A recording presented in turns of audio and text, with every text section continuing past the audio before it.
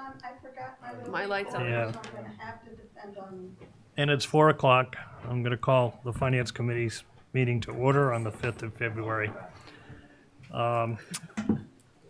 We've got a couple of orders of business in terms of additional folks in the audience. Do you have anything other than articles? I just wanted to be here if you're going to discuss the tax on rental properties. Okay, I think we're probably not today. Okay. I think probably not at all. given At all. that The Board of Selectmen Well, I decided didn't know not. if they submitted an article yet. They That's they discussion. they submitted it and then they decided to rescind the article. They decided not to put up for discussion at town meeting any reduction of Yeah. the local portion of that tax. So it's going to go in at 6%, which is what it, Okay, then, for your information, I'm going to propose an amendment to exempt properties under 3,000 or rental under 3,000 because people like myself who rent below, I'm not in the $10,000 a week range that Greg quoted. And it seems to me that the smaller people, the locals, depend on that income. So I will be proposing an amendment. I'll work with town council to support. okay, thanks very much, for your Curtis. information. Yep, So thank I you. won't bother you today. Okay, Thanks. I just Good to just know. a point of clarification. Because the Board of Selectmen isn't advancing their article, I don't think you'll have opportunity to do that at this town meeting. Why not? Because There's no amendment. there is no article. Article. yeah, there's no article to discuss the occupancy tax at all. So without notice to the voters, we can't talk about it. I think your proposal is a good one. The occupancy tax is Yes. mandated 5.6. Yeah, right. 5.7%, and then 6% is the Automatic? automatic. It's been I think the town of Nantucket adopted it in 1988. So it's the same tax that's been applied to hotels and inns. They've just expanded the definition of which properties it applies to. Well, let's put it this way, one way or another, I'm gonna bring the question up at town meeting, because Yeah.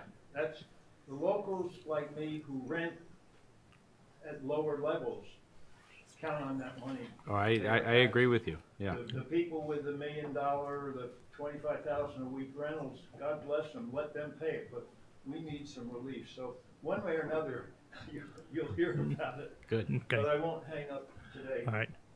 Thanks, you. Curtis. Thank you. Thank you. So before we move into articles, let's just clarify. As far as I know, we are going to have a meeting on the 20th. Okay. If you ever get something again from me, ignore it. A calendar invite, ignore it. I'm certainly not Do you sure. want to put that just on calendar invites? Yes, or- calendar yeah, invites, okay. thank you. Yeah. So, anyway, Is our field trip confirmed? where's Ally's not here. Brian? Brian's not here. We'll confirm, Okay. confirm it. I can tell you, I talked to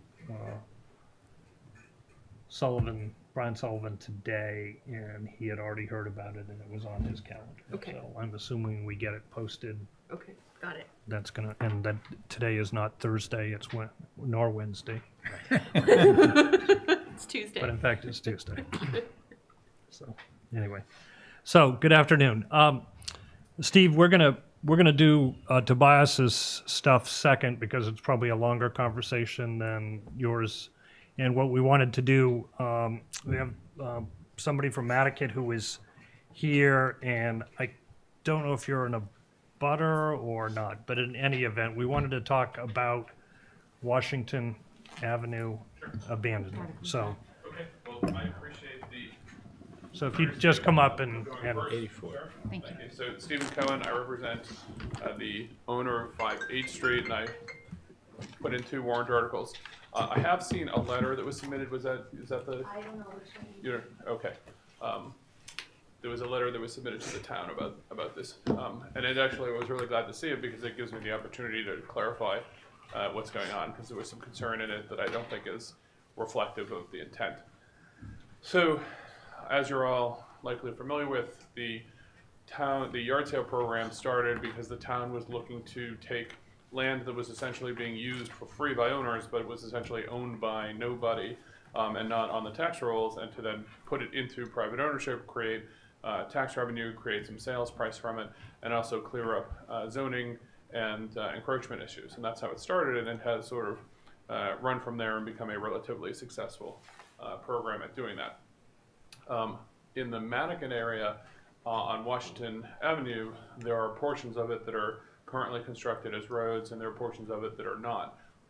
At least 2 portions of it that are not constructed have been taken by the town in order to prevent them from being opened up. And then there's another area that's not on the table here that is having an issue with an abutter and NERDA, and if you've heard about that one, that's not what we're talking about.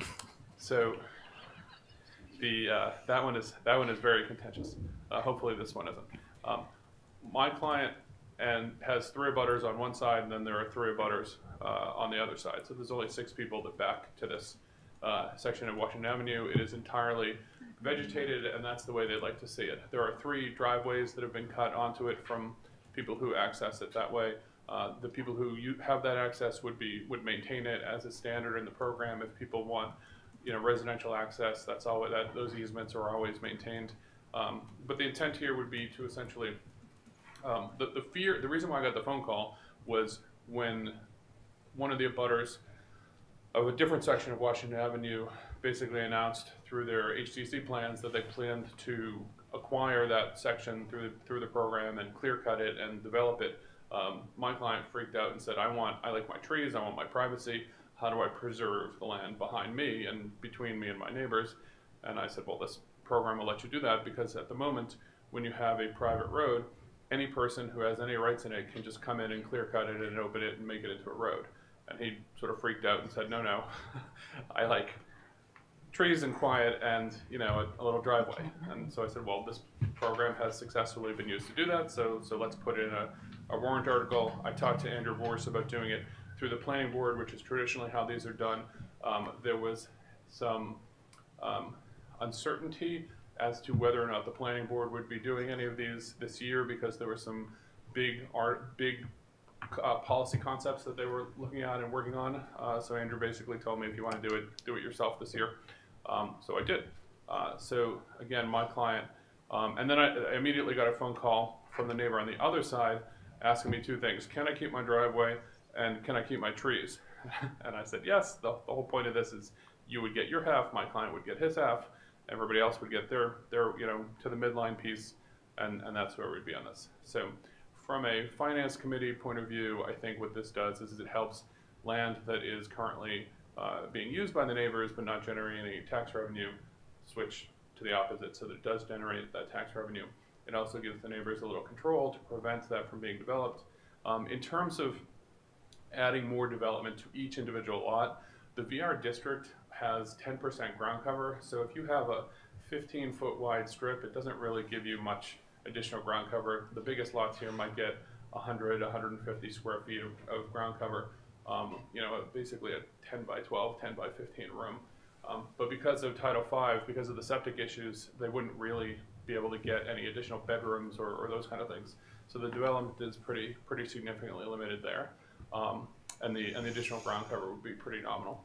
At least one of the lots would go from non-conforming to conforming, which is another goal that the town has, to try and eliminate undersized non-conforming lots. And so I think that there's no tremendous benefit, but there's a good reason sort of within how the program has worked that this should move forward. I'm happy to take any questions. Steve, is there one buyer, or are there actually all of these abutters each buying a slice or a component of this Sure. track? So the way it works, there's essentially 3 stops of the train here, or 4. One is that you file the articles, then next is that the town meeting would approve an authorization to the select board, and then the select board would then do a taking, and then if the select board does a taking, then it would do a disposition. So at the taking stage is when they cut the line, but without fail, the select board basically draws a line at the midline. In this case, it's 30 feet wide, so it would be 15 feet in, and then they go perpendicular to that at the property lines. So everybody's piece would be different depending on how wide their yard is. So each of the 6 abutters would each get a piece proportional to the width of their yard.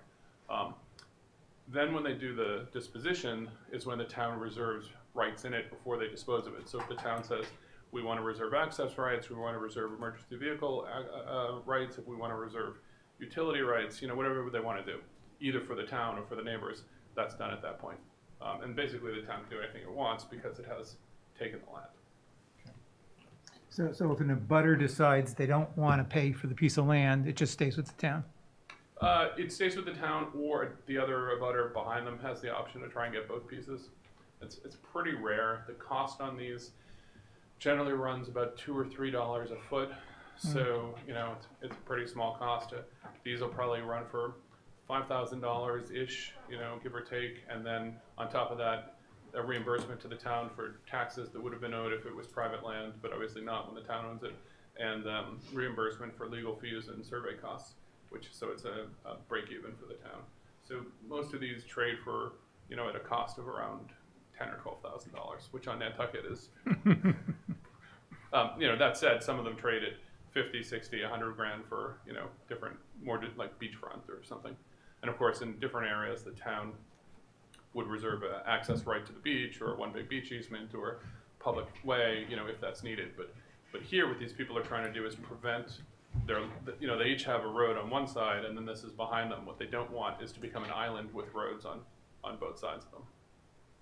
So that's where we are.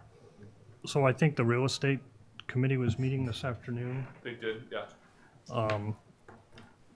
And I have some correspondence that went to them on this. One of which is that initially none of the abutters knew about this proposal, and that it was only your client who had advanced it. Is that correct? It's not entirely correct. I haven't notified all of the abutters. I did get a phone call from the direct neighbor behind me, and at least 2 of the other people I've spoken to since. I think there's 6, so some of them, the other 2 might not know. Generally, I would wait until the warrant was adopted and then reach out to people, which is at the time when the planning board also sends its notices. And it's actually pretty unusual for the applicant to be doing this. So frankly, it just hadn't occurred to me yet that at some point about now I should be, as a courtesy, telling people. But the taking doesn't really, or the warrant article doesn't really do anything. It's either a town meeting or later when the town were to do a taking, the owners would get a certified letter from the town saying that there's going to be a taking, and if you want to object, now's your time. Typically, if there's an objection by an abutter, the town will just stop and do nothing, because it's not in the picking sides business, it's in the everybody wants this to happen situation, at least in terms of all the neighbors. If there's some neighbor who doesn't want the road, the taking to happen, the town, unless the town wants it to happen because of a public purpose, in that case it doesn't mind making people a little unhappy. Yep. But it doesn't pick sides between neighbors. Okay.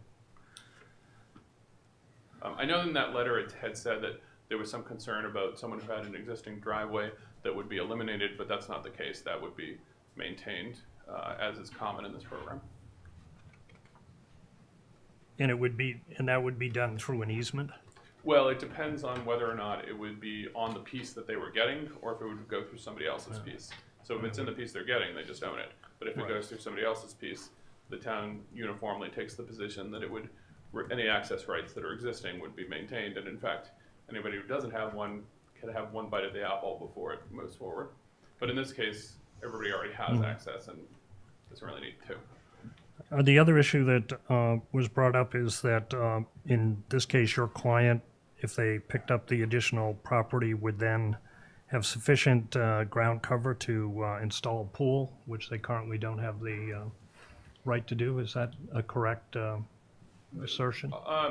Technically, it's correct. They would go from a non-conforming lot to a conforming lot. I think they'd go from 18,000 to just over 20,000, just a hair over. In this particular case, I don't think that is practical, because if you look at the lot between the setbacks that are required and the house and the cottage and the septic system, I don't think there's any actual location you could put one. I've had this discussion with my client.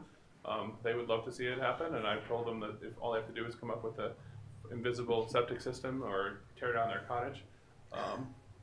neither of which is going to likely happen. But it is legally possible, but yet highly unlikely. And it would also have to go through a zoning, the ZBA. It would have to go to the zoning board of appeals, but they Right. certainly could advance. Yeah. So not. So is it the intent of your client to do Oh, that, I see. to go through the ZBA process if they get this land? Well, they asked me what the legal impacts of getting it would be, and I said, this is, once you become conforming, it's something that you would be able to apply for. Mm-hmm. You know, and but I've told them that from a layout point of view, it would be difficult to find a location for it if you take into account the existing structures, the septic system, and the setbacks. Okay.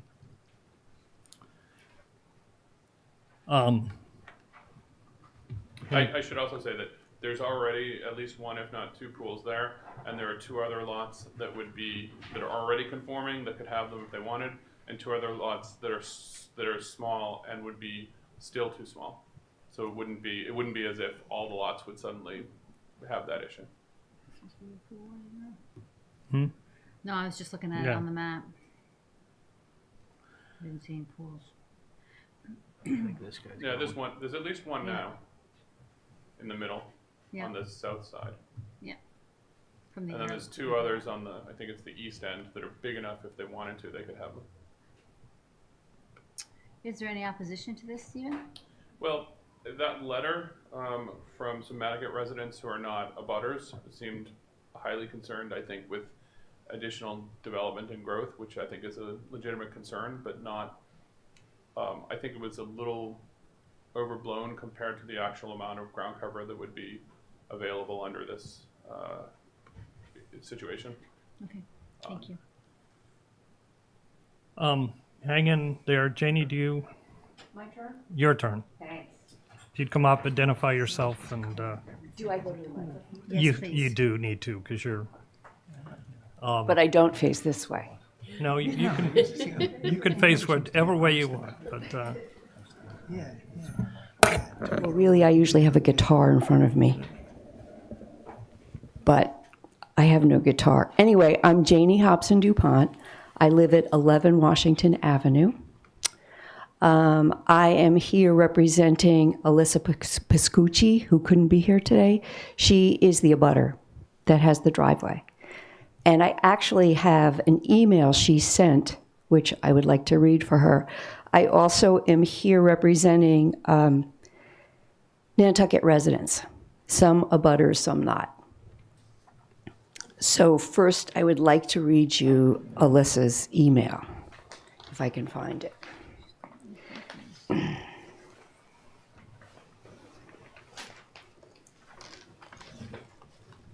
So this is from Alyssa.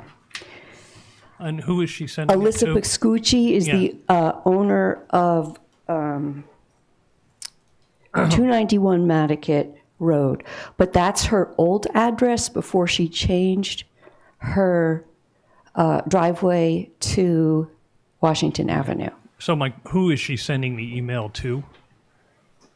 She sent it to me, and she also sent it, I'm not really clear on that, actually. I think she was sending it to the planning department, Okay, and they never got back to her. okay. So I think, but I can get back to you with those specific details if that would help. I'm reaching out because I have heard from various Nantucket residents, basically me, that's who she heard it from, about the Washington Avenue yard sale between H and I. These articles are coming up at April town meeting. I've left a couple of voice messages. I don't know to who, though. My property is located at 291 Nantucket Road, and I have some concerns and would like some answers if possible. I also want to make you aware that I was granted access from DPW last year in May to close my access on Nantucket Road and was granted access from Washington Avenue. This work was completed last June, so my driveway is off Washington Avenue along with both 3 and 5 H Street. We all gain entrance to our properties using a small section of Washington Avenue. I want my granted access to stay this way. I understand the other sections of Washington Avenue to I Street being granted to the abutters for the tax roll, but not the first section off of H Street, which is being used in its intended purpose as a road. Will I be deeded access to my property for egress?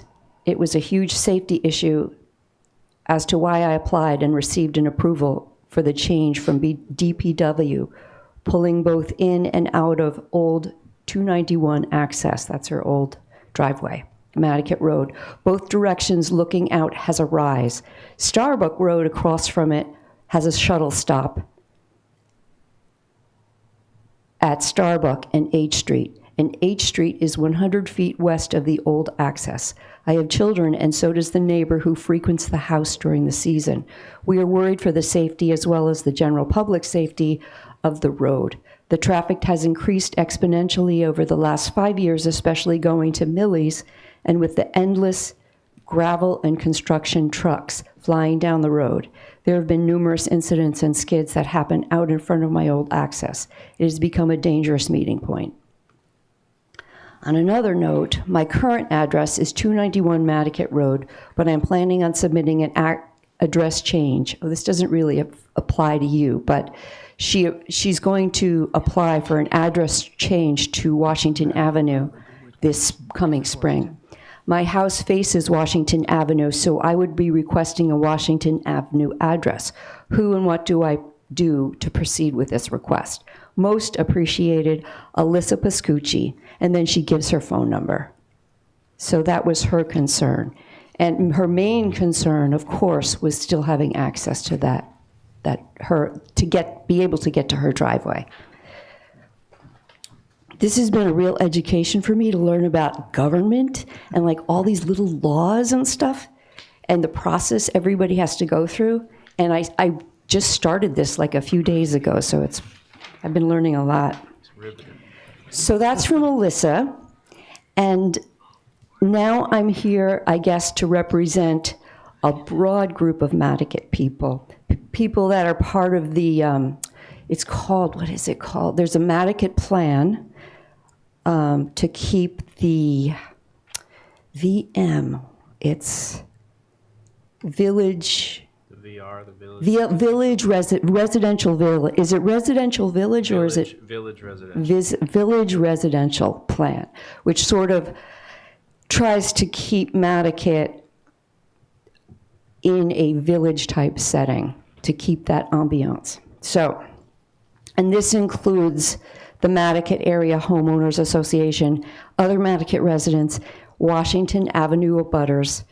Everybody's been researching these citizen articles to understand their genesis and the benefit to the town and the abutters and the impact to Nantucket in general. Because this is a completely new way to do it. We had no idea what was going on until word got out, as it does in Nantucket.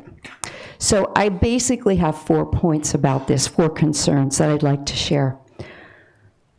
We understand now that a citizen's article does not require abutters to be notified.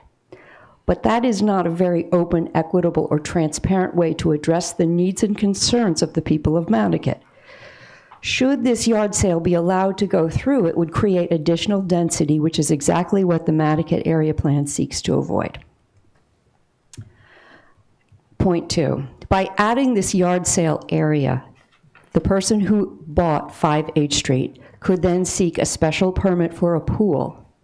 Again, this is a big concern, which is not allowed with the size of the lot they purchased. This part of Nantucket is zoned village residential, and the Nantucket Area Plan reflects our unique village character. We are wary of pools because of their environmental impact, as well as potential impact of noise and light on abutters. That would especially be the case if the intention of this property is to be used for rentals. Point 3, should this yard sale be allowed to go forward, that would convert this portion of Washington Avenue into private property.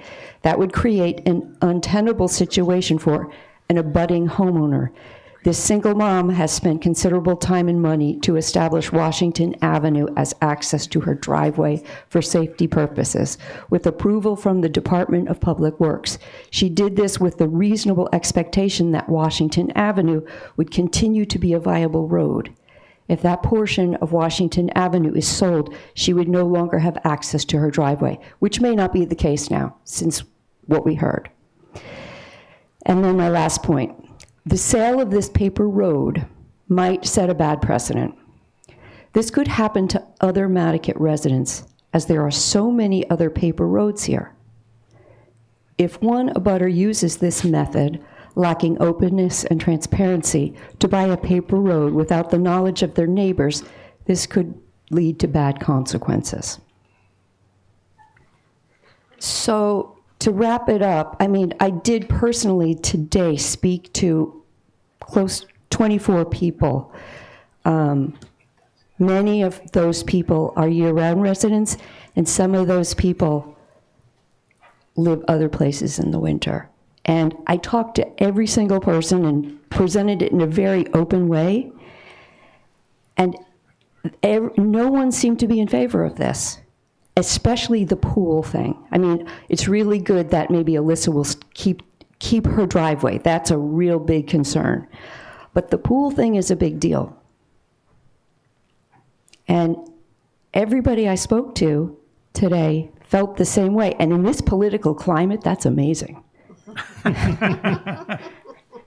So, does anybody have any questions? Thank you. Okay. Any questions?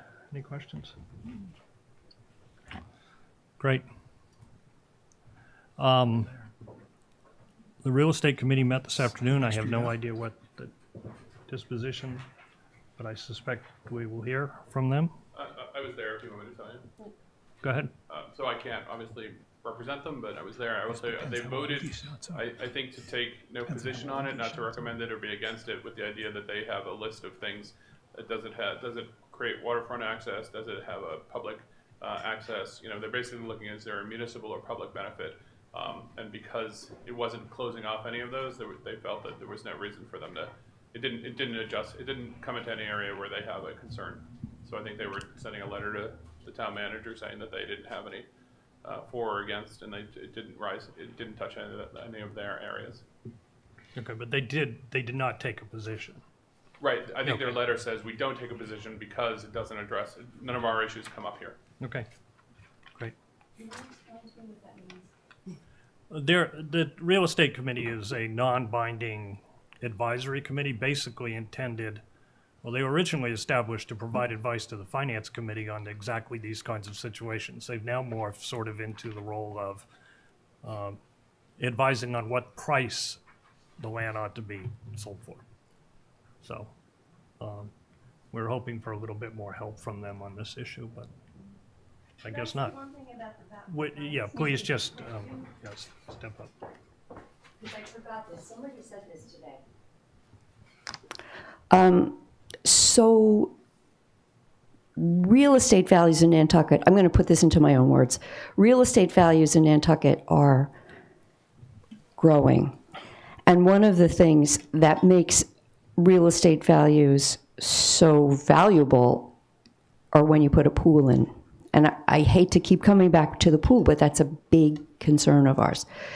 So when somebody was saying today that when the town has a yard sale and they sell the street, it's not very much money, like you said.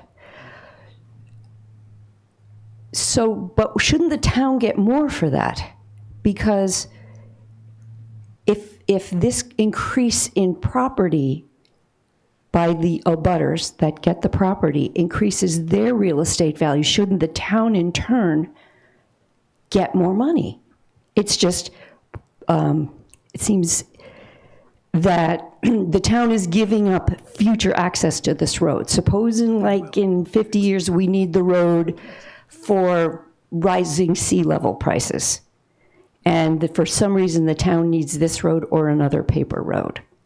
That's something the town is giving up. That's valuable. maybe the price of the road should reflect that value. Quick question. Yeah. I'm just looking at the map. Hi, I'm Joe Gross. Hi, Joe. It looks to me like your friend who wrote the email who owns 291 Nantucket Road, she has a pool at her property, right? She bought the property that way, and who owned that house before Brent Schneider? Well, I'm just saying, it's okay for her to have a pool. Right. That pool is a really old pool. Still a pool. Yes, well, it's still a pool. So, okay, let me address that directly. The reason is that when that pool was installed, there wasn't the Nantucket planning, the planning thing wasn't in place. And things have changed a lot since that. I think that pool was put in the 60s, and there was no, The house wasn't built till 1983. so it was put in 1983. Because I'm sort of making this up, because I don't know the facts and figures, but I do know that that plan was not in place. I'm just saying, I observed on the Yeah, you're right. photograph, there's a pool, and, you know, you say you discussed this with 24 neighbors. I mean, they're living with a pool already. I mean, I just, And we don't want more, and if you read the Nantucket plan, you'll understand why. So let me see if I can address that. There are issues here that are relative to the FinCom and issues here that are relative to sort of the politics of Nantucket and town meeting in general. And I think Correct. some of those should be left for town meeting. I have heard that there's concern that this might increase pools, and potentially I've emailed my client and said, are you willing to put in a restriction that would prevent that, and as a way to try and help with the politics of it. I actually just emailed them while I was sitting here, so I don't have a response. But the town has the ability, even if the owner doesn't want to, when it does the distribution, to put in a restriction like that. Like there's commonly restrictions that go into these that say no subdivision, no whatever. The town can put whatever kind of restrictions it wants, and if people don't like it, they don't get the land. I think what's important to understand is that this is only going to happen if these neighbors who are all affected by it, who live there, all agree to what's going to happen. Otherwise, the town doesn't do it. So if people in general, on Nantucket or in Nantucket, who won't necessarily be affected by it, have a different opinion, that's something we can deal with at town meeting, but I don't know if it's something you need to deal with from a FinCom. There are already, like I said, 2 other large sections of Washington Avenue that were approved, 2 town meetings ago that are being turned into private land for this exact reason that my client wants, which is that they don't want a road cutting through there. They don't want the traffic and safety issues associated, noise associated with people cutting through there. They want to see it stay driveways and vegetated. So, I think that there's actually more between the people who said that they don't like it and the people who actually want it than is currently understood. And I'd be happy to talk to you about making that, true for everybody. Wait, I think the only people that want it are the homeowners. Well, that's generally the case. But the town does this program, I don't know, All the time. all the time, All the and it's time. generally considered to be a highly successful program. And I don't know how this section of Washington Avenue is different than the other 2, except that the other 2 are protected and this one isn't yet, is what my clients say. And hopefully I'll be able to convince, I'm sorry for your name. Janie. Janie, that actually having this distributed to the neighbors would help prevent it from opening up and help prevent that kind of traffic for her. Well, it'll never open up like that because it just goes to 3 houses. It could, any person But with it also rights in goes that to road, 2 other sections of road. any person with rights in that road, even not one of those 6 people, someone who lives down the road on Washington Avenue could clear cut it today if they want to. It is a very little known but dangerous fact. Anybody with rights in that road could clear cut it today. That is what none of them want. Okay, All right, so I think you guys have the idea. okay. Yes. Thank you. If you hear from your client about his willingness to do a restriction, would you let me know, please? Sure, yeah, absolutely. I think that is a issue that's, becoming a concern in Nantucket for sure. And I'm involved in another yard sale issue in the Cliff Road area with a similar situation where there's one neighbor who wants access to that, wants access over the front neighbor's portion of the yard sale, you know, and basically the town won't convey either of the pieces until the two neighbors play nice together. And that's, you know, I think you alluded to it before, the town isn't looking for problems. You know, the town's not gonna create problems for one neighbor in favor of another. There's not enough financial, win in Incentive. it for it, yeah, right. Yeah. No, if we had known about it ahead of time, or been included in it, no one knew about it. That was part of it. Yeah, and I'd be happy to talk to you after the meeting. Great. Mr. Atherton, you had your hand up, presumably to weigh in on this subject. Would you still like to, or? Here, because she has to pull it on H Street right here. Well, one of the items that Janie mentioned was the issue of sea level rise, and I just wanted to bring to your attention. The Board of Selectmen, the Select Board, had a discussion about that very issue in regards to the taking of these same kind of streets along the very lower end towards Wisconsin, just off of Baxter Road. And I think some of the board members said, well, gee, that's an interesting situation. What is going to happen over the next 10, 20, 50 years? And are some of these takings that happen to be located near, in that case, the Wisconsin Bluff, or in this case, near the water, Hither Creek, need another level of attention before the takings takes place, or at the very least, after the takings takes place. You should know, and I'm speaking from some experience here, these have once the taking occurs, there's a strong sort of sense of momentum that they move forward and a disposition is highly likely. And so people, I think, are becoming more attuned to that and wanting to express their concerns earlier in the process when they know about these things. And I'm not sure how that affects how you wish to recommend on the article. I just wanted to bring that to your attention. Great. Thank you, Rick. Okay. I think we're going to move on, Steve. Sure, I don't have anything else to say. Okay. I just want to know if you were going to vote on it, if you're going to table it. We're not going to vote on it today. Yeah. I want to get the official thing from the Real estate. real estate group. Sure, okay, great. Thank you. I can tell you that we're probably, given our schedule, we're running about a week or so behind Okay, where we normally are, so we're not going to probably end up voting on most of this until towards the end. Maybe the week before everybody goes off island, or right after we get 2 back. weeks from now. 2 weeks from now. Okay, great, thank you, I appreciate your time. Yep, thanks, Thanks, Steve. Stephen. Thanks, Tony. What? Jane. Thanks, Janie. Thank you. Thank you, Tobias. No worries. And it is Wednesday. It is. We think. Inside joke. Tuesday. That's in Samoa. Wednesday in Samoa. It's a running joke here. We call Yeah. days by their wrong name.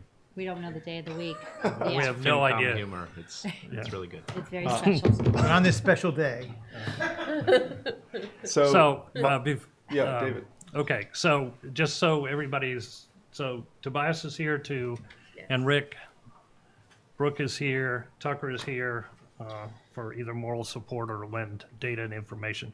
But the idea is, we talked to Tobias a couple of weeks ago. We asked him to do a little bit more thinking on this, go away, come back to us. He has done that, and we're going to Thanks, have Tobias. a conversation about that, and I'll let you take it away. Great. Thank you, David. David, do you want me to follow up on the Green Communities article real quick? You mentioned to me earlier. I can do that at the end if you'd like. Yeah. Okay. Yeah. Okay. So I'll go first. All right. Well, thank you everybody for hearing us again. So over the last couple weeks, I've worked with a number of members in the community to kind of put together this spreadsheet, and with Tucker Holland as well, who was very helpful in putting it together. So just kind of walking through some of the methodology here is the focus and the intention of the article that Rick and I drafted was to create a mechanism in which the town would be in a position to obtain safe harbor. And so, roughly the number we're looking at is about 24 units, and giving a number of assumptions about other developments going on. That seems to be the number we're going to need to hit in 2 years' time to be in safe harbor. So I went through the 2018 sales, and I selected 11 properties and to under $1.5 million. I looked at properties that either had 2 existing units on them, or could add with the ability to add an apartment or a cottage or a tertiary unit. So there's kind of 2 sections of this spreadsheet. The first, coming from left to right, is kind of the main body, and then the second is kind of those potential 7 units that we laid out. So kind of walking through it, 5 Witherspoon, it costs about $1.4 million. The mortgage payment at 4%, and this is all monthly, would be about $6,480. That gets you 2 units. One of those units you'd put on the shy list. So you can look down below on the assumptions. So one of those units, if it was a 2-bedroom, would be rented out for $1,998, and then it also has a 2-bedroom unit on it. And so we just made the assumption of using 120%. So that would be $2,997 for a 2-bedroom unit. So going across, we just kind of label out how many bedrooms you get out, condos, the year built. These are all pretty nice properties. There's not a lot of repairs that need to be made. Lay out the zones. We have the monthly income, so based on those rents there, the combined total per month for 5 Witherspoon would be $5,459 on that particular piece of property. I'm not a real estate expert, but I believe that there wasn't the possibility of creating another tertiary unit, so there's no more additional potential units. And then kind of sliding all the way across to the right, there's a column for improvement. Some of those are repairs, and some of those would also be like an addition of a tertiary dwelling or an apartment. So again, on 5 Witherspoon, moving across to the right, we did a monthly maintenance. So for that property, we did about $200 a month. Various properties, for different reasons, we either went $200 or $400 a month. Sliding across, we then do our net. So, combining the mortgage payment plus the monthly income plus the mortgage payment on any improvements plus any potential income from an additional unit, minus the maintenance and capital reserves, you kind of get that monthly end number of $1,146 in the negative in the parentheses. And then on the right, we listed the 2018 or the 2019 tax bill. So that is rated at 3.36% right now. And I believe it was less last year, but we just went with this year's number. So kind of in summary, this program, just kind of roughly speaking, your upfront costs for these 11 units, you get 25 units onto the shy list. Functionally, not all those units are restricted to 80% affordable. Only less than half are. You have, with the improvements and the cost up front for purchasing the properties, a total of about $14 million. And then coming across, your total net after 30 years would be about, one second.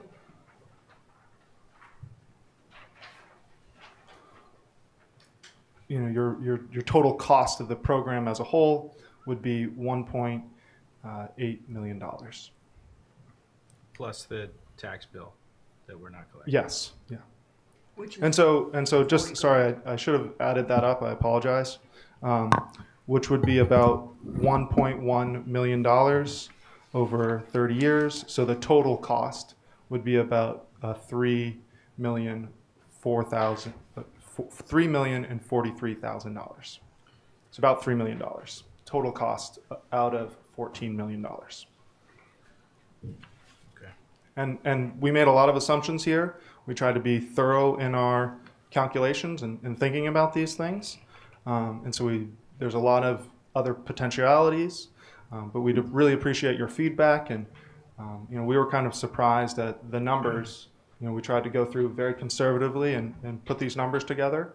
And we're kind of surprised at actually how well a program might work in returning an investment to the town, or at least getting close to that. It's still coming out behind. But in the context of other developments the town has completed, it seemed pretty logical to meet 25 units at a cost of roughly $3 million in total. Tobias, did you- Plus 14 million. Did you Oh, it's plan 18 to on 7. any sort of raises No, in 14. mortgage, in These two. rent In the going capital forward over the 30 acquisition years? costs. Say that again, Peter? Any No, I'm raise talking in the about- rent going No, forward? we did It's on not. the We did not 25 make units, any and it's assumption in the only increase of rent. We $25. just did it You're flat. saying I the mean, cost so is $3 that could million. essentially Yeah, no, it's probably not. could wipe out the cost if your rent went up Uh, comparatively. Yes, definitely. Again, then potentially taxes could have gone up. We just kept everything flat to be as clear as possible. Like if this program can't, it's hard to project 30 years in the future, so we wanted to make it look like monthly what this would look like if you went out and bought these 11 properties last year. So, David, can we ask questions about? Please. Yeah. Yeah. I don't see any insurance. Is the town going to self-insure these properties? I guess. We made an assumption, other kind of the maintenance and capital reserves, but we could add that in as a line item, Stephen. Brian, what does the town do now for any resident or for any properties that it has? Do we self-insure all of our real estate? Well, I mean, because we own them, we effectively insure the building, but not the contents. Every renter, anybody who's renting from a town-owned property is responsible to carry, excuse me, their own renter's insurance to cover contents. But we So insure the if we're structure. going to go in out of and itself. issue a bond to purchase real estate. Pardon me? If we're going to go out and if the town's going to issue a bond to purchase real estate, is it going to be similar to if a person or a business goes and buys real estate, they're required to maintain insurance? Well, we would, if the town owned it, we would more than likely insure the structure, continue to, as customary, but, and that cost would depend on the location of the property that we ultimately buy. I mean, we haven't actually run this by our insurance company because there's nothing that they could help me figure out or Right. quote right now. I'm trying to get at whether there should be a line item There here should for probably insurance. be a line item in here for the cost of additional insurance under our property program because everything eventually costs us money in that program at some point Okay. as the value of our property list goes up and our statement of values. Right. So that's the first thing, which I think will change these numbers pretty significantly. The second is you have no projected loss for vacancy or inability to collect rent. Even in Nantucket, I'd suggest that you use at least 5%, and 8 or 10% would be more conservative. Yeah. I think that the $45,600, which is you have a total here of $3,800 in monthly reserves. So you've got 45,600. Yeah, it's about 7%. Right. I just don't even think that's going to pay for, well, I know it wouldn't pay for a person, and you're going to need, if not a full-time person, you're going to need maybe 0.6 or 0.8 full-time equivalent person to take care of all these properties, not including any materials and trucks and things like that. And I don't think that amount of money, even setting aside the labor, is sufficient. Over the course of 30 years, you're going to be replacing all of these roofs. Based on the age of some of these structures, you're probably going to have some systems that need to be repaired immediately.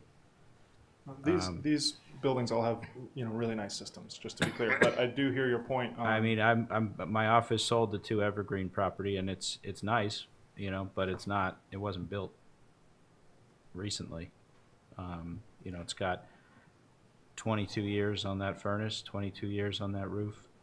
You know, these things are major systems. Yeah, so we can increase that, line item, you know. Yeah. Yep. Yeah, so that was the next thing. Brian just mentioned prevailing wage. You know, I have been in the Thurston's Way property.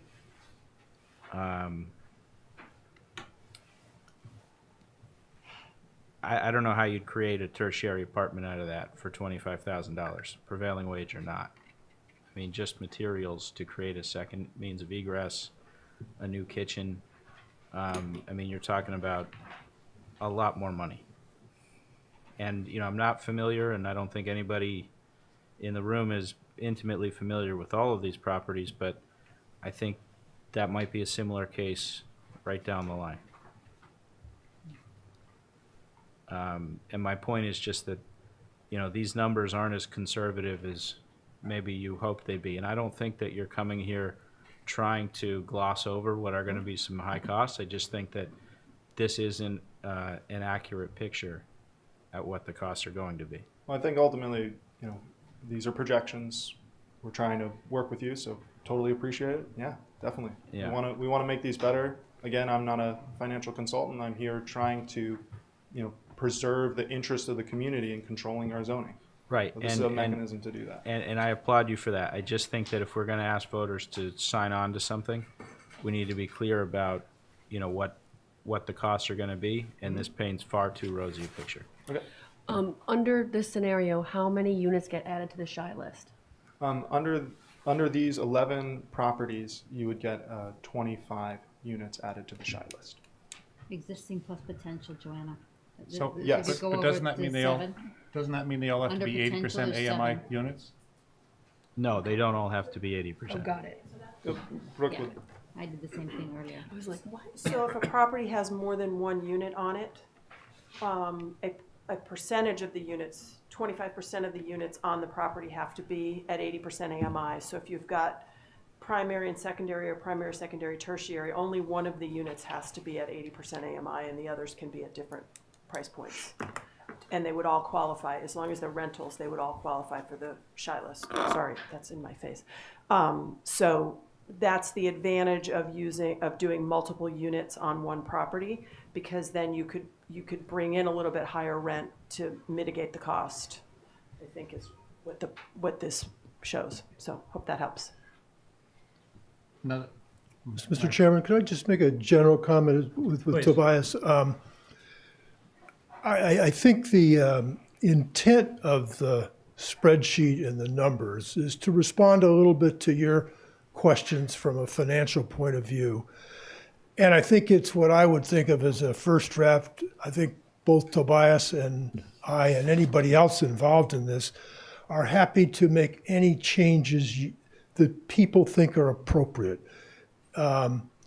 Because that's only one aspect of what we're dealing with here. The other aspects are more community-wide, impact on neighborhoods, impact on the shy list.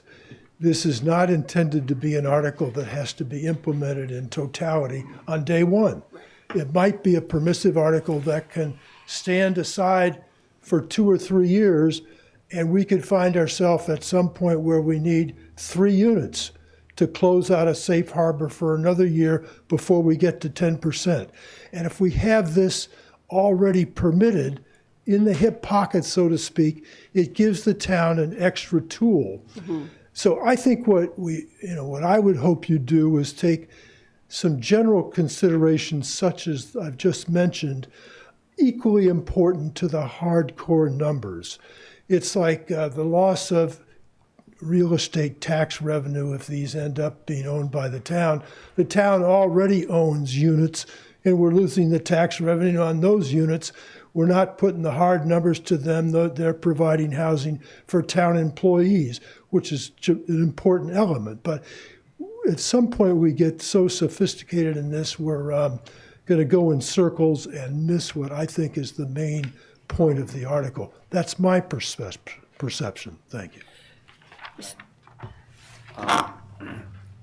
there's some technical issues that I think need to be worked out, because if I understand the definition of affordable, which is able to be created under the Affordable Housing Trust, it falls within the parameters of 80% of AMI. And bond counsel has been somewhat clear that there's a question about the tax exempt ability of us to issue debt for affordable housing unless it's within the 80% parameter versus, and I'm not even clear if they actually, because we did run this question by them about the town borrowing money for affordable housing purposes, which it can do. It has to be done through an entity that is authorized under the statutes to create affordable housing, i.e. the Affordable Housing Trust. But there's a question about whether it's tax exempt or actually taxable depending, and this is the first that I've seen about property at 120% of AMI, and I don't know if that fits the definition that bond counsel has been asserting that we can create and use general obligation bonds to actually issue in support of this purpose. So it's a question that would have to be answered, because if we can only issue it for 80%, then I think it changes the dynamics on this proposal in a different way.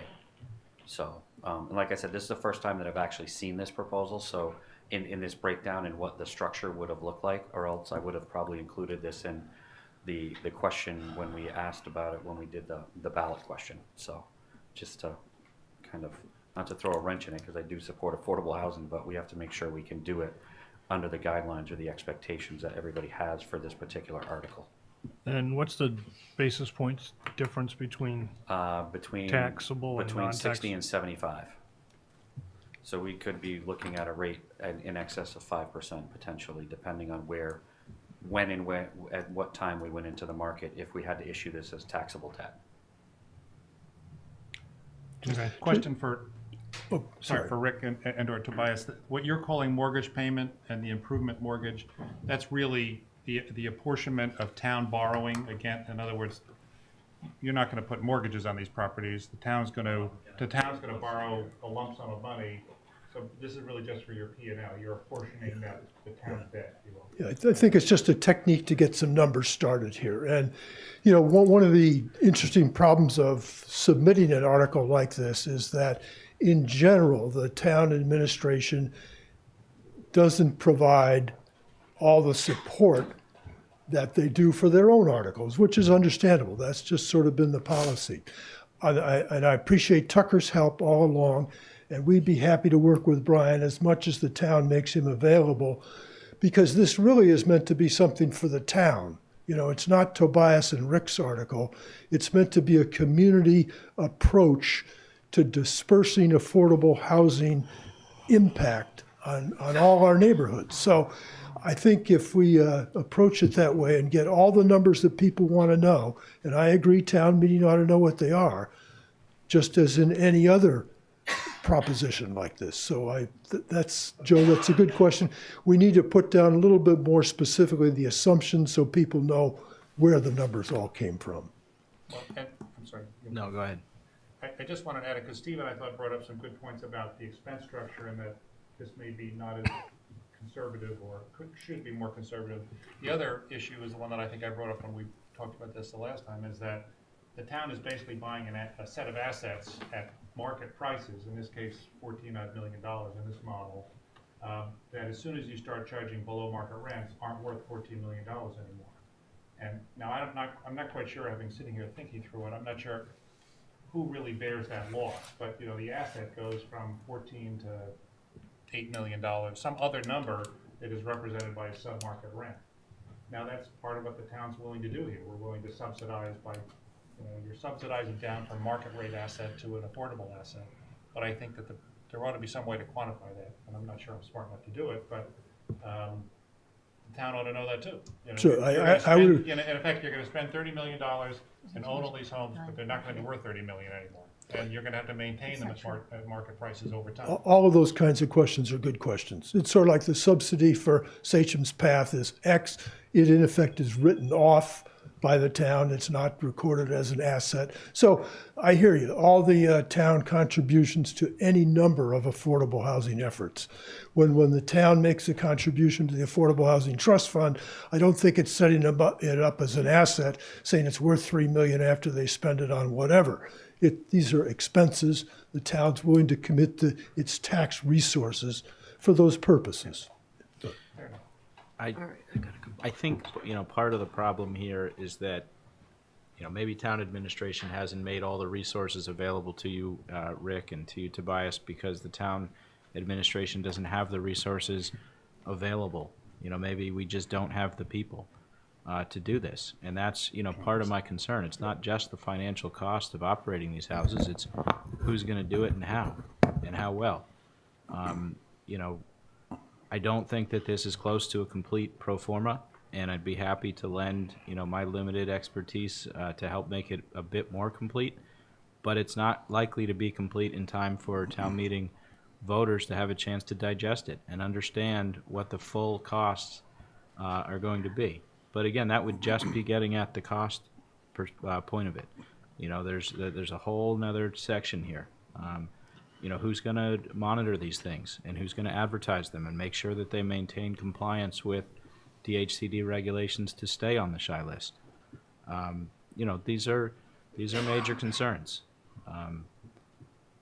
I would direct you guys both to look at the 6 Fairgrounds Road bid proposals. There were 3 complete proposals that were submitted to the town that have a more complete pro forma for exactly this type of housing. So maybe that would steer you in the right direction. And like I said, I'm happy to volunteer my time to meet with you guys, but I'm not the full answer either. There's a lot of questions here that require experts, and I'm not sure the town of Nantucket has those people. So if we don't, and if we need them, we need to add that cost in too. Brian, how many Excuse me. properties does the town? Hang on a second, please. Go ahead, Denise. How many properties does the town currently own? Does the town currently own?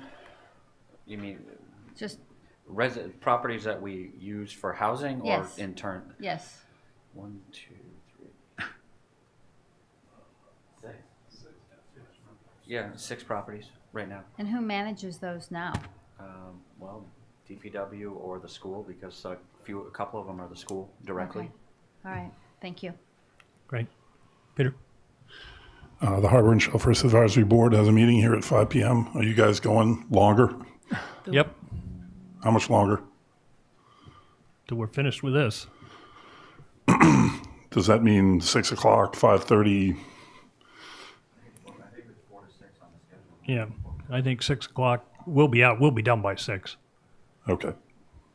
Thank you. I have a question about the activation. So if activating, right, something like this. So, and correct me if I'm wrong. So one of the challenges that the Affordable Housing Trust Fund has had is that the ability to quickly access money through the town to quickly buy a piece of property that comes on the market.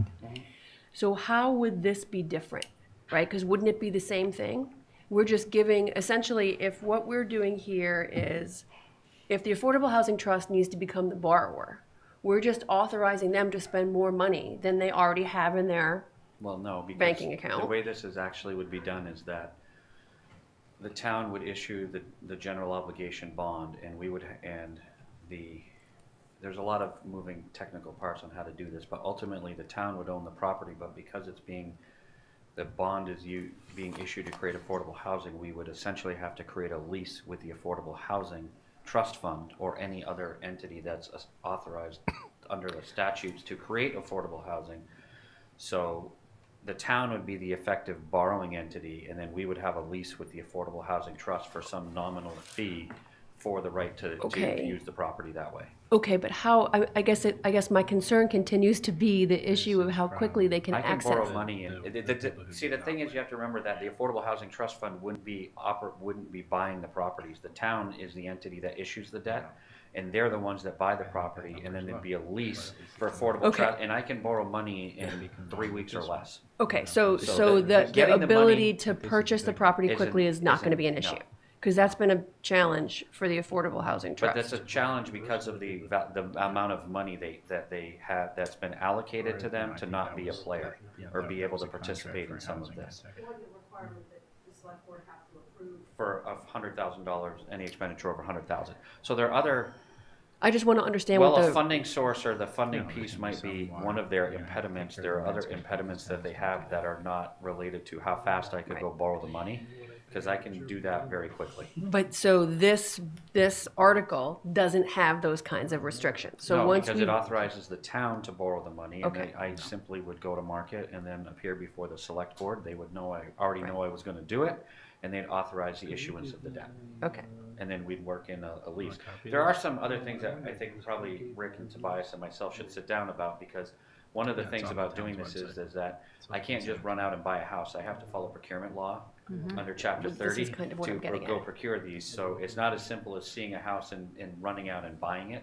There's the process that has to be undertaken within that, and there are certain pieces that for timeframes that we have to follow specifically within that to do it and be able to buy it. this is what I'm trying to get at. Yeah, I'm trying so- to get at is how realistic is this tool? Because It's a very realistic tool from a perspective, because we have the ability, if we know what the parameters are and we have the discussions, and town meeting were to vote in support of this, but not only the article at town meeting, but on the ballot question. Right. I have the ability to make all of this happen. on the website. It doesn't happen in a 2-day period, and I don't think anybody expects it to happen Right, that no. way. No, But but there are other things that we have to take into account when we do this. So, but I still have the ability to leverage funds on a very quick basis. Right. That's not a problem in my mind. Okay, that but we all would those deal things with. have to be in a reasonable time frame for this to actually occur. Okay. My second question is about the total investment. So if forget the $30 million, because this is not talking about that. This says $11 million plus the improvement costs and $14 million and a $3 million loss. But that's not really true, right? I mean, so if we buy everything next month for $14 million, and you're saying over the course of 30 years, we pay back that $14 million with the rents, and we still lose $3 million. Wait, no. No, that's not the math. So explain that to me. No, we're losing money every month. So it's the $14 million plus $3 million. And those numbers for a number, for a few reasons we pointed out here. Yes, I got that part. Are understated. But I Rick made the point, and I think, we should take heed of it. This isn't about, these are the final numbers, and we can help these guys come up with better numbers. And I think that it's important that we're having this discussion in town meeting. We'll have the opportunity to talk about it. But we need to do our level best to get at the real numbers, even if it is $30 million to buy and improve these things, and even if it is $8 million, whatever the numbers are going to be annually, let's just come up with the real numbers. People may say they want to do it, and that's fine. But it's really not what anybody in this room wants, and it's bad policy to come with a really good idea and then not have the numbers to back it up, and have people sign up for something, and then a year down the road they find out they got something else. That's what I'm concerned about, and I think you guys are too. What's year two? I mean, this is great, year one. Yes. Okay, it might take 18 months to do this or whatever. Yeah. Then what do you do year two? So the intention here, maybe to look at it differently to answer your question, is if we were to go back 4 years and put a program like this into effect, and let's say it worked great and the numbers made sense or whatnot, we wouldn't have a Surfside Crossing project. Or we would have a Surfside Crossing project as a friendly 40B that had a lot more affordable housing in it and benefits for the community. You could also say that for a number of other zoning changes that have been made across the island. They've been made because people are afraid of a 40B coming in. So looking forward, I look at this project as, being preventative of zoning changes that are, going to take place 2-3 years from now. And so it puts, it's a program, we're talking about this now, but it gives us the potential to say, okay, over the next 2 years, you know, if the pieces are already in place through Richmond and other developments to get us onto our safe harbor, then we have some time to sort out kind of these pieces to get there, to purchase properties.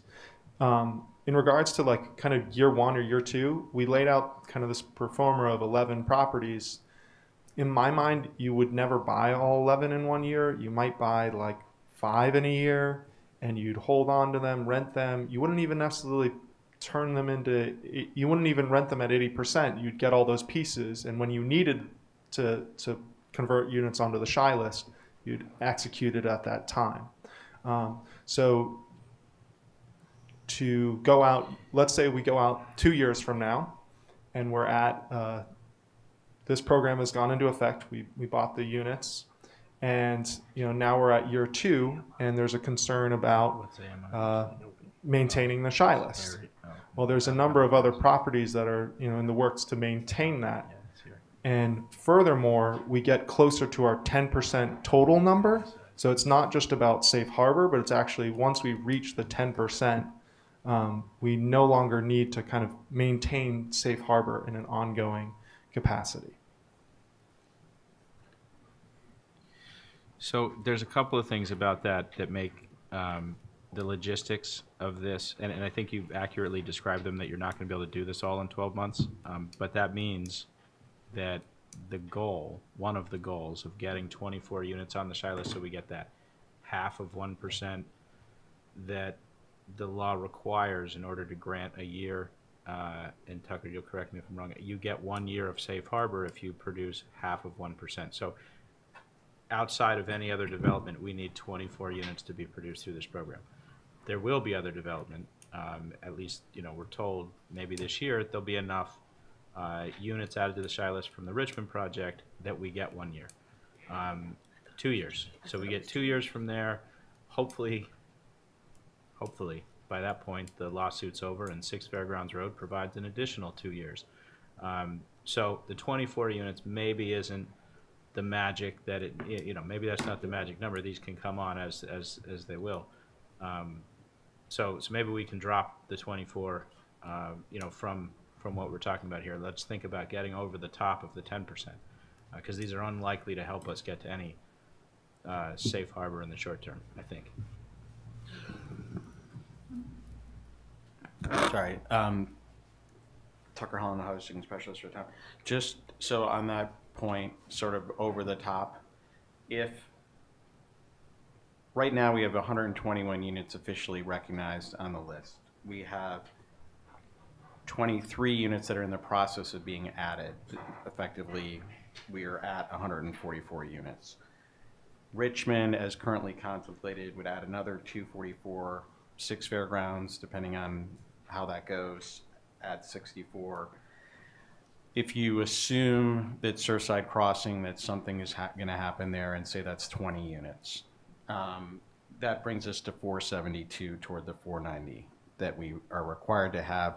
I think it's very honest to say it's 50-50 whether our 490 number will go up or down come the 2020 census.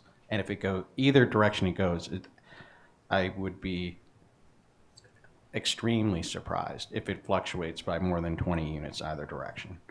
But I wanted to clarify one thing. The time to add these units, if you were doing it, is at the initial filling of the unit. You would not fill something as an 80 and then fill it at a future point, because you won't get that future point until that original occupant vacates the premises. Right. Tobias, you and I talked outside of the meeting about maybe amending the article if it were possible and within the scope to allow whatever sum of money town meeting might allocate, not to purchase real estate, but maybe to purchase affordable restrictions, deed restrictions on properties. And I asked yesterday, and I think Libby was going to check with town council to see if that was possible and within the scope. But can you just talk about whether that's something you, as the sponsor, would be amenable to?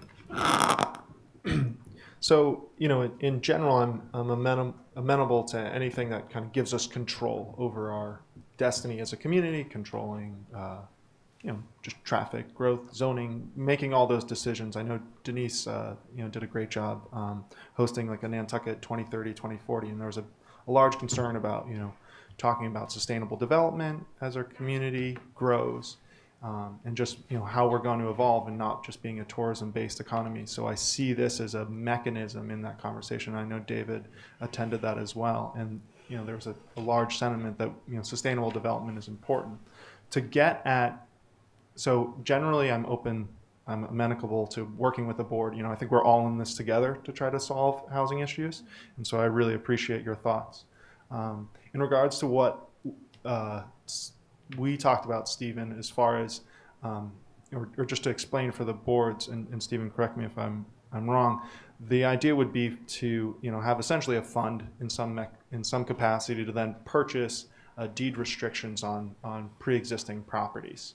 And so, you know, just for example, let's say you take my house and you have a main dwelling, and then you have a secondary dwelling. The idea that, you know, maybe the town would come to me and purchase my back unit and put a deed restriction on it for, let's just say, $500,000 to make numbers easy. And then the town would, just like this program, you know, maintain it, put a shy person in it on the list, and 80%, and all those pieces. You know, I don't know all the... So yeah. that's actually an important distinction, because what I'm talking about is finding people. They could be owner-occupants who live in one unit and rent another, or they could be people who buy properties specifically to rent them. But my vision would be that the town has a one-time fee to get a property on the shy list. You do this checklist of things, including a deed restriction, but also whatever else DHCD will require you to do to make this a shy eligible unit. And then the town walks away, and they don't have to maintain the property, and they don't have to monitor it, and they don't have any other costs after that. And I think, based on having sold properties to people who are in, you know, the rental business of year-round rentals, not short-term rentals, I think there's appetite from people to do that at a price point for the town that would be much lower than the initial acquisition cost of real estate. And then we also, as a town, get to avoid all the liability and the headaches of maintaining property going forward. So that's, but you know, to your, in your example, it could be your house, and it could be just the cottage in the back. It doesn't have to be, you know, a professional, but it would be your responsibility as the owner to do all the stuff.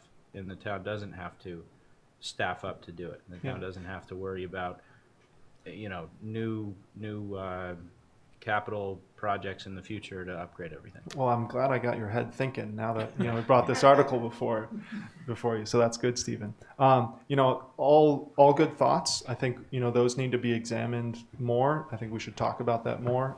I don't, you know, DHCD regulations are fairly complex as to kind of what kind of mechanisms make sense. One, you know, just one response I have to that is, you know, by selecting one, you know, in my example, if I own my main house and there was a secondary dwelling that I turned into a rental, a shy list eligible rental, only that unit would count towards the shy list versus my house that I own and live in. So it would make sense in properties where, you know, you had a professional who wanted to, like in your example, own a property, and they wanted to put one house on the shy list, and then both counted because they were renting the others. You can't have ownership and rent. That's just one example. Yeah, but, no, that's a good point. Well, but the beauty of your idea is it's way more capital efficient. I mean, buying deed restrictions, you could probably buy, I'll make it the numbers, right? You could buy 3 times as many deed restrictions because you're probably paying down the. Well, I think that's it. I think it's the owner to have. I think it's probably in the $200,000 to $250,000 per dwelling unit range to make it to secure the same kind of return for investors. But how many potential units are there? Like I counted just on sales that I've brokered, 32 units that are owned by people who I'd consider to be professional landlords. Now, I don't know if all of those people would be interested in participating in this program, but not all of them need to do it to achieve the town's objective, at least the short-term objectives. Just another, you know, kind of, you know, focus in kind of pertaining to how this article would roll out is that I think it's important to understand that the article, you know, when you talk, Stephen, sorry, I'm trying to gather my thoughts here. When you talk about people purchasing property like that, it to me is like a reverse mortgage, like someone's interested in buying or in getting some funding now to protect something in the future, or it's like carving off a covenant lot to then sell it to someone else own, which is another program we have. And so I'm not sure how much of an appetite there is for folks who own a property. All of a sudden they have to, you know, now have, you know, deed restrictions and shy lists. There may be more appetite than you think, and I'll give you one reason why. If you were in the business of renting houses, and they weren't just for your staff, but you just, you know, were looking for the income, you might not like 40Bs, not because you're against housing, but because you don't want the competition. So here you have a program where you disincentivize, or you make it impossible maybe for an unfriendly 40B to come in.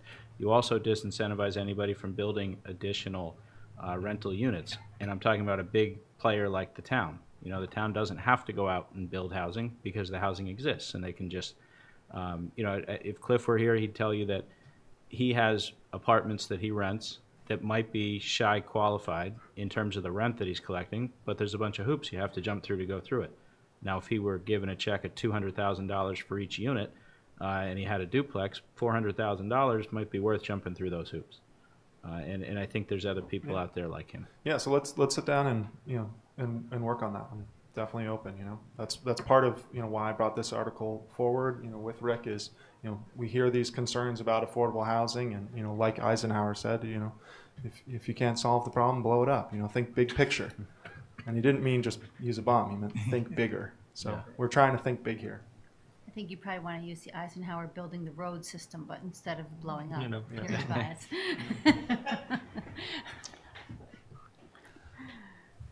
So, go ahead. Sorry. Yeah. You know, we've talked about the finances. Brian has talked about it's relatively easy for the town to raise the money.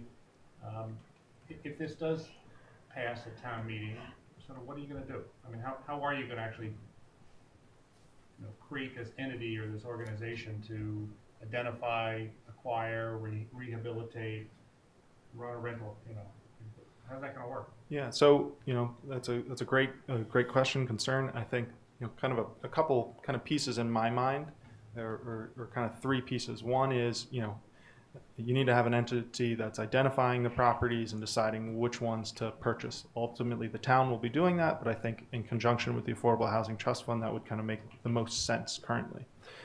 So that's kind of one concern. The second is the, you know, kind of an entity to do the shy eligibility for the folks getting into these units. There's a number of, you know, paperwork and technical issues in that regards. You know, an entity like Housing Nantucket could kind of fill that role in getting, you know, the renters into the right units.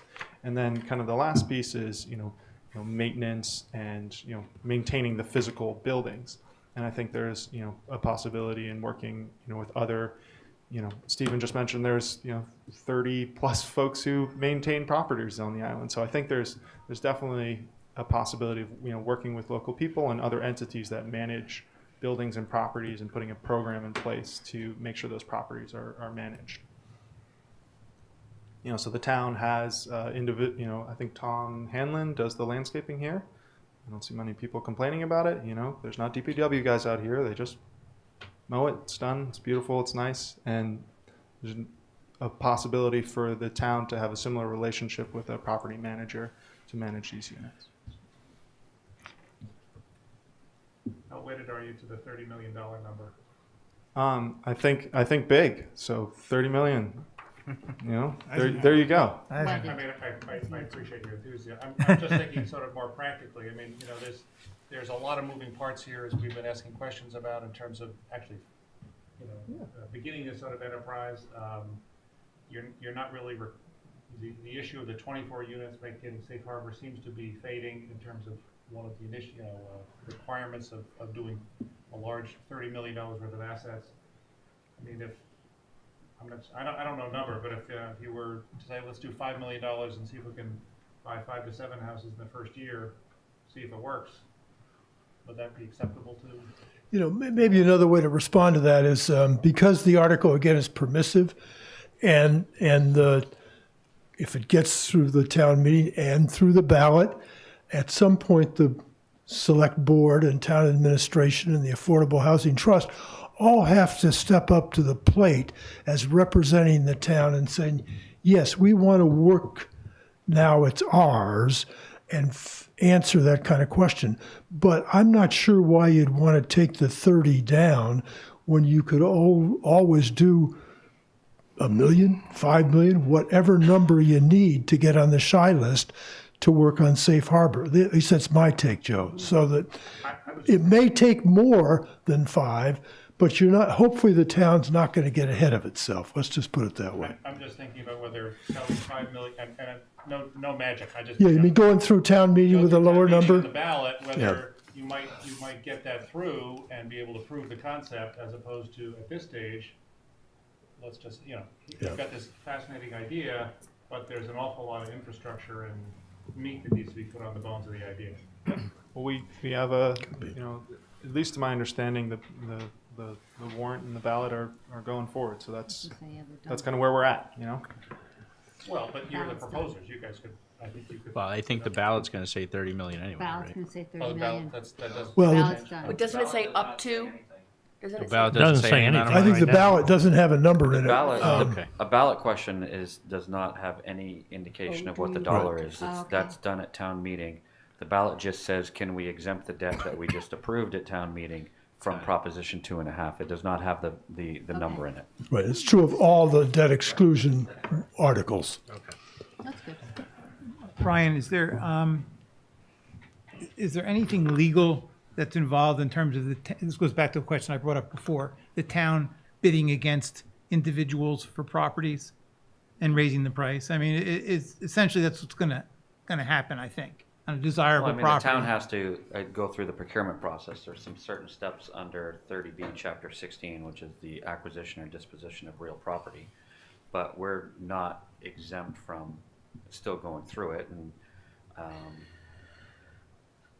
whether or not we're going to cause the prices to rise or not is not something I would be and probably well suited enough to make an assessment on it. We would have to put out a procurement to acquire houses, and if we had one in mind, we'd probably have to have an appraisal done, and we wouldn't obviously pay, and I would say it like this, we're not going to pay more than market rate or whatever. Just because the town's buying it doesn't mean that it's going to be a windfall for whoever's trying to sell the house. I mean, we still have parameters that we would stay within, so I don't know what impact it will have on the overall real estate market in and of itself, in the price point that the sponsors are thinking that these houses would fall. I think it's more tenuous being in the entry-level price range than it would be obviously anywhere else. It very well could be, but I would not want to be the one to say that it will or it won't, because I'm not well enough versed in whether it will, to be honest with you. And at most, it's gonna be 5 or 6 houses. I mean, in the beginning, right? So. I just look back, it's the guy who saved up his money to buy that $765,000 house, which is a lot of money anywhere but in Nantucket, and then the town offers $50,000 more, and he can't afford $50,000 more. It is what it is, I guess, but. I don't see the town doing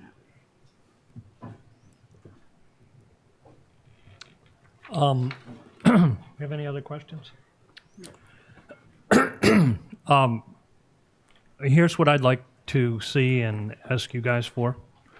I'd like you to have a financial pro forma. We can provide one. It's on the town's website. It was used for 6FG. It's professional. It's very readable, and it will get you very quickly, given the work that you've done, to something that we can all digest. So I'd like you to do that. I'd like you to do an operational pro forma as the chair, and I have another member of my board for Sherburne Commons sitting here. We will both tell you, we have 20 cottages, 40 apartments. It's almost $500,000 a year to maintain that property. So And that doesn't include insurance and it doesn't include heat and whatnot. So property maintenance is actually a very expensive and important element. Again, an operational pro forma, you can find it, and I think Stephen's offered to make it available to you in Excel form. I think it's on the website as a PDF, but we'll give it to you as an Excel form. And then the third thing to the question that one of the members asked, which is how do you operationalize this? Who's going to manage? So you identified three things. How the property is going to be identified? How are the SHI eligibility going to be determined and maintained? And I would make a note that in the pro forma that we're looking at from 6FG, I think there was a $35,000 number associated with just maintaining eligibility information. Now that was going to be outsourced to somebody, but again, these are not sort of trivial expenses. I think that was a contract with Housing Nantucket, so Ann could tell you about that. And then the third thing you spoke about is maintenance. And having suffered through several years of trying to find maintenance people early on at Sherburne Commons and the charges that people make here, you need to give some good thought to that one. This is not a trivial problem. And unlike many of the large landowners who can go out and hire their own crews and put people on staff, you may be thinking about this a little differently. I know when I first talked with Rick back in November about this, part of it was, we're advancing this idea and we'll let other people sort of figure it out. But I think from the Finance Committee's perspective, the public policy discussion and whether it represents a community value is something to have the discussion at town meeting floor. I think what we're obligated to do is to bring to town meeting and to the voters what this is going to cost and what the benefits are in a neutral fashion, and then let the debate take place. I would be personally somewhat mortified and feeling that we had not done our job if we can't answer the basic question of what does this look like financially? What kinds of subsidies when we wrap this all together? That has nothing to do with whether it's a good program or a bad program. We're just trying to answer the basic questions. So is that fair? And as I told you on the phone, we're going to come together again with on Nantucket Inn on the 21st, and we would then be able to have a further discussion on that. But I think you're not as far away from completing the template's pretty, it's there. And so it's not total plug and play, but you've probably done the bulk of the work. And that's what I would ask of you before we provided our recommendation to the Mount meeting. We really appreciate it. We're all in this together. And I would put a plug in for what Stephen's suggesting. I actually think is really a highly leveraged idea. We'll definitely talk about it. I second that motion. There's a lot of benefits.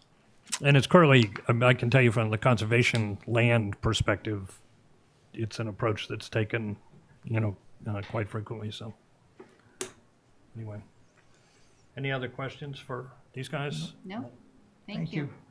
Tucker, Brooke, and you're satisfied.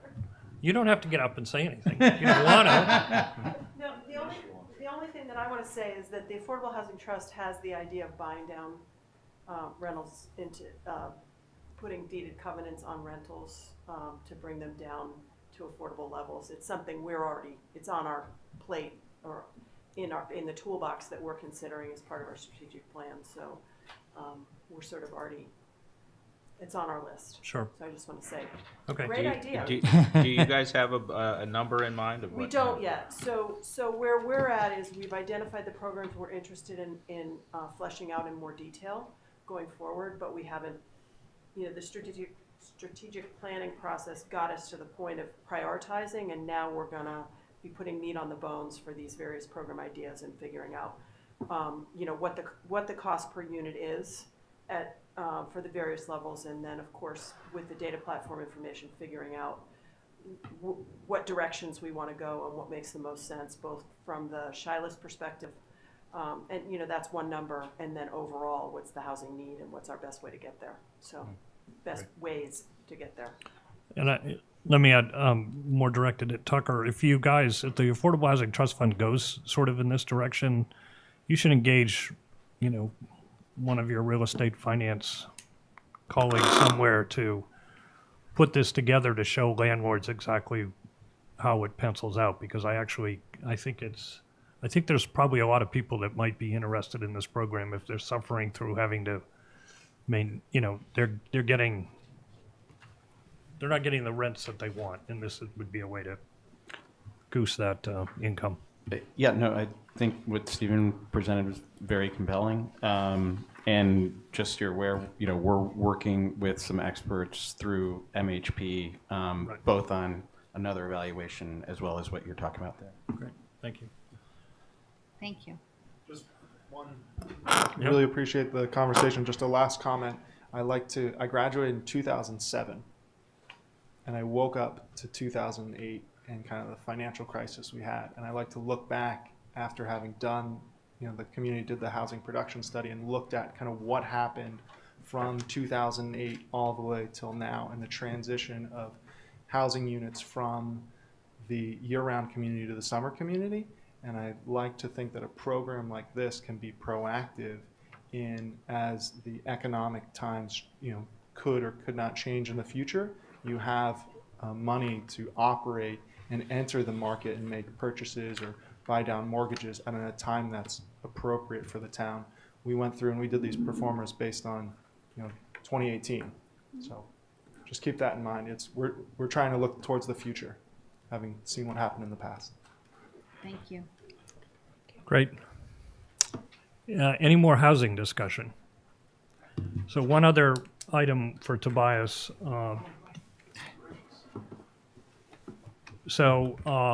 Which has to do with his article on the stretch energy code. So you had a meeting with the new building inspector. We spoke about that yesterday. I just sent you all, hopefully it made it through your Nantucket Gov, his response to Tobias this afternoon. And maybe you could just summarize that and your conversation. Yeah, it's here. Yeah, so in brief, I met with Paul Murphy again. He's our new building commissioner. He is familiar with the stretch program in Dartmouth. He's overseen it. He doesn't anticipate it being any additional cost for, you know, his, you know, as far as the town goes and his department. One thing he did mention to me is that since there's already a HERS rater, he doesn't have to send inspectors out to do insulation inspections, because those inspections are done through the HERS rater. So it's less concern for him. He feels that it's it's the right step. He was very, I feel like he's a really cordial guy. I don't know if any of you had a chance to meet him, but he wants to like work with people, work with the building community to get things done. And, you know, he likes the program. A lot of people are already doing the HERS ratings, so he didn't anticipate any problems as far as administering it goes. And he's got experience with it, which I think is really valuable, you know. Mm-hmm. Good. It's a good email. Right. Awesome. Thank you. Thanks, David. And Stephen has the HERS rater. It's just kind of great for Yeah. what it is. Which will sell you for 2x. That's right. Anything else? So, Justin, Brian, do you have anything? Okay. So we're 1 o'clock. Nantucket Inn, that's posted, I hope. Because it's now Thursday, Brian. No, he's just trying to be funny. It didn't work. You laughed. I did, but I laughed at anything. I'm a laugher. I assume it did. Okay, so 1 o'clock. So we'll see as many of you there as can make it. I saw Peter McEachran today. He wanted to know how come there were no emails going out to the Finance Committee, and I suggested that he was probably not checking the right email box. So, and he was otherwise booked for 5 o'clock this afternoon, but hopefully or 4 o'clock, but hopefully he'll join us on Friday and get back on track. So, the only other, so thank you for working on this. Stephen, if you would provide them with the. Yeah, I think I'm going to have to create them, but I might be able to talk to the people who actually created that pro forma and give it to them. But I can easily copy and paste what's in that PDF and replicate it if they won't share. All right, terrific. Yes. Thank you very much. Okay. Questions that you might want asked or might want answers to, excuse me, on Friday. If you could provide them to me.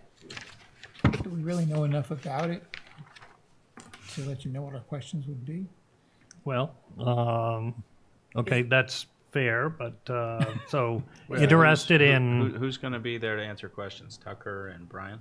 Brian will be there, and I think Brooke will be there, but I think when I talked to Brian, it was really more the people that are running the operation, and so they know the operating costs. Is there a, Okay, the operating cost of a hotel, of a 100 well, but is there hotel. is there like a spec sheet with all the info? How many acres, how many square footage, how many units? I don't know What's what's the been heating developed. system? All of that, those would be my questions. Yes, that information is available and we can forward it on. Brian, Brooke, and Scott Thomas, who is the operations manager, general manager, will be there on Friday. Tucker, is there a plan of some sort of what the plan is to do with the space? Well, the plan as it is being developed. You know, this came very recently. So I was alluding earlier, you know, we're working with experts in the tax credit area. Libby and I are talking to an architect tomorrow. There are a number of different moving parts in terms of analyzing how the existing configuration of 100 different hotel rooms could be viewed, redone, you know, to conform to DHCD requirements, the net number of units we might get out of it. I mean, it's the exact details when we come back on the 21st. That's what we're working for. Yeah. I didn't realize it had 100 hotel rooms. Yeah. Is that like, don't we only have 800 and some odd hotel rooms on the island? In total? Yeah. Don't know the answer to the total number of hotel rooms. Couple hundred at Nantucket Inn. Yeah. So we're like, We're gonna lose that 11 or hotel. 12% of all our hotel rooms. Yeah. I was just thinking Mark of all Schneider and Nantucket Hotel was subsidizing this acquisition. No, I mean, honestly, the thing is, Now you're funny. for certain months of the year, you can't find hotel rooms at all. Right. You know, maybe that's not the town's business, but Well, you see all the I think pilots you there is can like- revenue expect, you can attached to that. expect another hotel to be built on Nantucket if we go through with this. Close to the airport, most likely. Anyway. well, buy the land in the zones where that's able to be done. Do you guys have occupancy for the Nantucket Inn by month?